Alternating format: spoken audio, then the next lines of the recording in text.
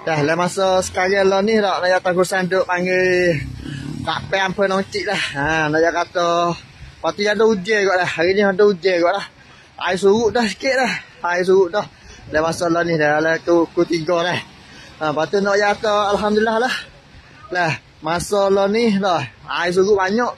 Lepas tu ni kata biar nak pergi jalan kawasan Hatnyai. Ni lah ni panggil mutu kata boleh lalu dah ni mutu kata.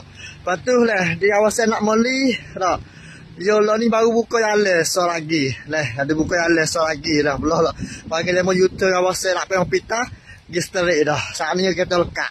Lah kata lekat. Lepas tu dia buka jalan belah nak moli belah kiri tu. Lah belah yang ada hanya je baru buka. Mana tu boleh pergi dua jalan dah. Lemo yuta nak pergi pita ke straight dah. Cuma ke jalan belah lek ni lah. Lah jalan sini sud apa mau pita je buka so. Belah ni dah buka lagi dah. Belah ni dah buka lagi dah.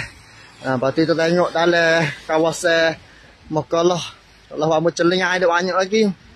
Dah. Ni kawasan wamu celing. Lepas tu dah apa tu. Kau suruh insya-Allah lah. Insya-Allah lah esok boleh ada boleh buka jalan ni dah.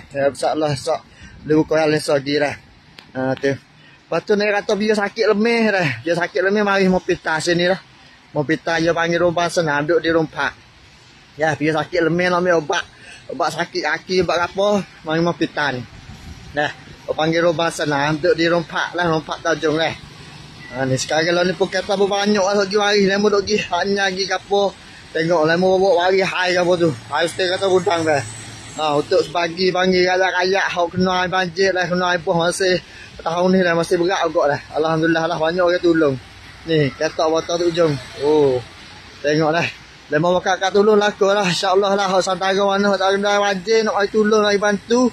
Marilah kawasan Noncik dah. Noncik ni atas lah ni banyak berat lagi lah. Kalau kira nak moli sewai mana. Dah. InsyaAllah lah mari bantu dah. Hak mana tempat kering dah. Alhamdulillah. Mana tak kering dia lambat agak. Air nak boleh surut dah. Ni. Nak kata masalah ni lah. Urusan duk panggil ambil gambar latah getok lah. Ni. Dia orang tempat tinggi dah. Barang yang banyak lah ni surut lah. Alhamdulillah lah surut lah sikit tu. Ni belah lain ni. Ni ada lagi lah. Dia belah ni dia kawin dengan wifi sungai tak ni. Belah lek klinik Bomo Ning tak. Ni klinik Bomo Ning air dah hafal dalam dah. Tapi tu biar tu habis tak. Tu. Kawasan milik Big C. Tu dah. Lepas tu Big C.